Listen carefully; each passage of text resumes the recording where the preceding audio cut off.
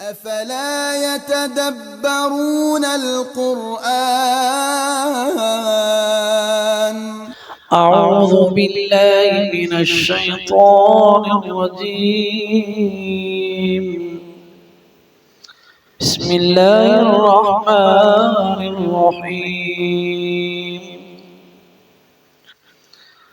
وإذ قال إبراهيم رب أرني كيف تحيي الموتى قال أولم تؤمن قال بلى ولكن ليطمئن قلبي قال فخذ أربعة من الطير فصرهن إليك ثم اجعل على كل جبل منهن جزءا ثم ادعوهن يأتينك سعيا واعلم أن الله عزيز حكيم.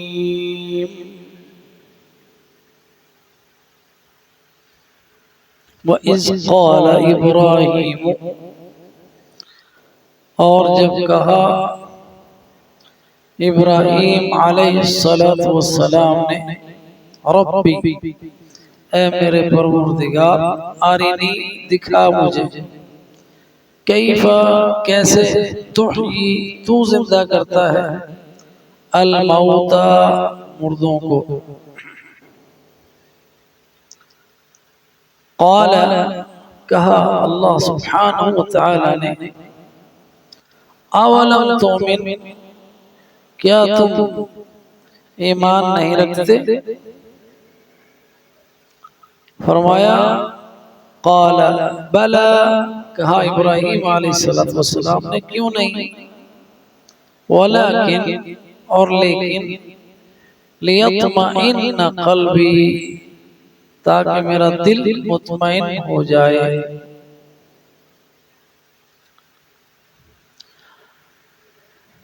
اس آیہ کریمہ میں ایک اور دلیل اللہ سبحانہ وتعالی کی طرف سے اس کی قدرت پر اور مردوں کو زندہ کرنے پر ایک حسی دلیل ہے کہ اللہ سبحانہ وتعالی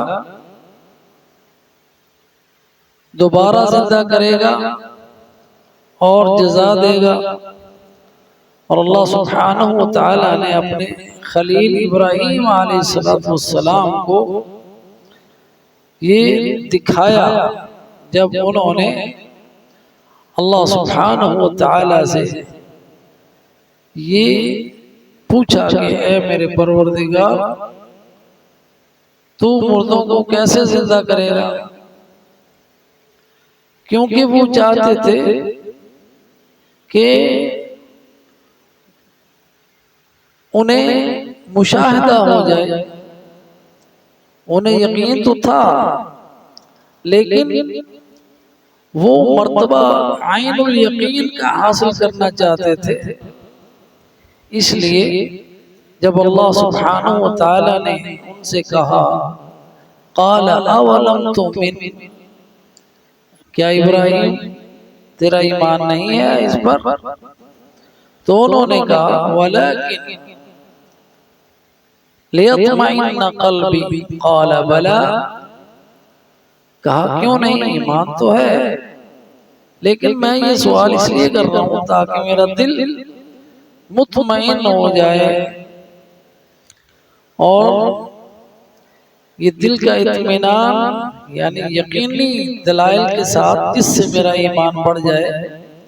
میرا یقین میں اضافہ ہو جائے اور عرفان کے اعلیٰ درجات کی طرف میں بڑھتا چلا جاؤں تاکہ وہ عرفان مجھے حاصل ہو جائے تو اللہ سبحانہ وتعالی نے ان سے کہا قال فخذ اربعة من الطير اے ابراہیم 4 پرندے لے لو اربعة من الطير اور فَصُرْهُنَّ إِلَيْكَ، 4 پرندے لے لو، فَصُرْهُنَّ إِلَيْكَ، اور انہیں مانوس کر لو۔ فَصُرْهُنَّ کے معانی جو ہے نا وہ علماء تفسیر نے 2 طرح سے کیے ہیں۔ فَصُرْهُنَّ إِلَيْكَ ایک معنی یہ کیا کہ انہیں اپنی طرف اکٹھا کر لو اور انہیں ذبح کر کے ٹکڑے ٹکڑے کر ڈالو، یہ بھی فَصُرْهُنَّ میں فَصُرْهُنَّ إِلَيْكَ۔ اور دوسرا ایک اور معنی علماء نے کیا وہ یہ فَصُرْهُنَّ ان کو مانوس کر لو تاکہ تمہارے پاس وہ پرندے رہیں، تم ان کو پہچان سکو، اور جب تم انہیں دوبارہ بلاؤ تو تمہیں یقین ہو کہ یہ وہی ہیں جو میں نے ذبح کیے تھے، اور جب مانوس پرندہ ہوگا تو تم پہچان لو گے۔ تو اس لیے فرمایا فَصُرْهُنَّ إِلَيْكَ، دونوں معنی موجود ہیں، دونوں مطلوب بھی ہیں کہ انہیں مانوس کر لو اپنی طرف، اور اگر یہ معنی کیا جائے فَصُرْهُنَّ إِلَيْكَ انہیں مانوس کرو، انہیں سکھا لو، تو پھر اگلی آیت کا ترجمہ ہوگا اس سے پہلے ایک آیت محذوف ہوگی کہ تم انہیں ٹکڑے ٹکڑے کر ڈالو، یہ محذوف ہے، انڈرسٹوڈ ہے۔ ثم اجعل پھر بناؤ تم علی کل جبل منہن جزءا، پھر رکھ دو تم ان ٹکڑوں میں سے اجزاء، ہر پہاڑ پر جو قریبی پہاڑ ہیں چوٹیاں ان کے اوپر ان کی بوٹی کوئی کدھر رکھ دو کوئی کدھر رکھ دو، جزءا جز سے جبل پہاڑ، منہن وہ جو آپ نے ٹکڑے کیے ان میں سے جزءا اجزاء، پھر ثم ادعوہن پھر تم انہیں بلاؤ، جو پرندے کا نام ہے مختلف پرندے ہوں گے، کوئی ہدہد ہوگا، کوئی چڑیا ہوگی، کوئی گٹار ہوگی، جی پھر انہیں بلاؤ اپنے پاس ان کے ناموں سے، یاتینک سعیا، وہ دوڑتے ہوئے اڑتے ہوئے تمہارے پاس چلے آئیں گے، یعنی اسی طرح سعیا اڑنے میں تیزی دکھاتے ہوئے۔ تو یہاں پہ حضرت ابن عباس کی ایک روایت ہے کہ حضرت ابراہیم علیہ السلام نے ان کے ٹکڑے کر کے 7 پہاڑوں پہ رکھے مختلف، کسی کا سر کدھر رکھ دیا، کسی کا دھڑ کدھر رکھ دیا، اس طرح ان کو بکھیر کر مکس کر کے علیحدہ اجزاء ان کے 7 مختلف پہاڑوں پہ رکھے، تاکہ وہ دیکھ لیں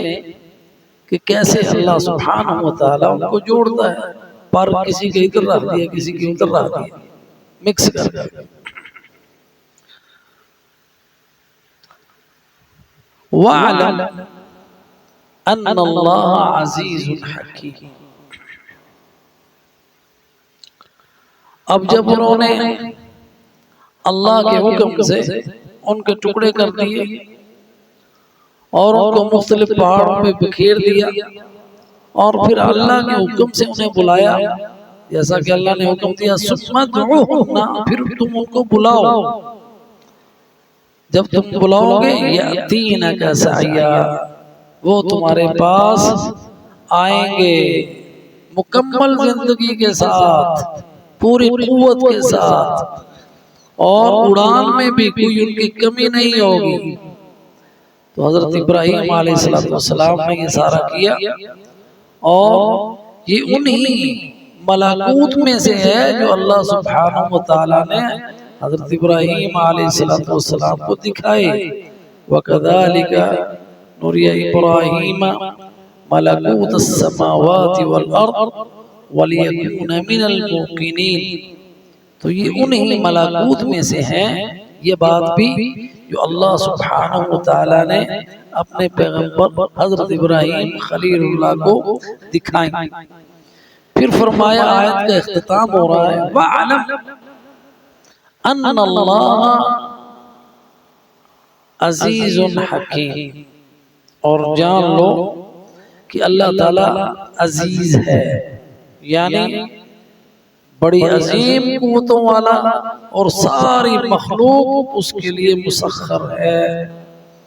اور وہ کسی چیز کا محتاج نہیں ہے، عزیز ہے اور حکیم ہے کہ اس کے سارے اعمال، اس کے سارے افعال جو وہ کرتا ہے وہ کسی حکمت سے خالی نہیں ہے۔ اس آیت کے بعد اب انفاق فی سبیل اللہ کا ذکر ہو رہا ہے، وہ انشاءاللہ کل پڑھیں گے۔ اللہ سبحانہ وتعالی ہمیں پڑھنے کی اور سمجھنے کی توفیق عطا فرمائے، آمین۔ وآخر دعوانا ان الحمد للہ رب العالمین۔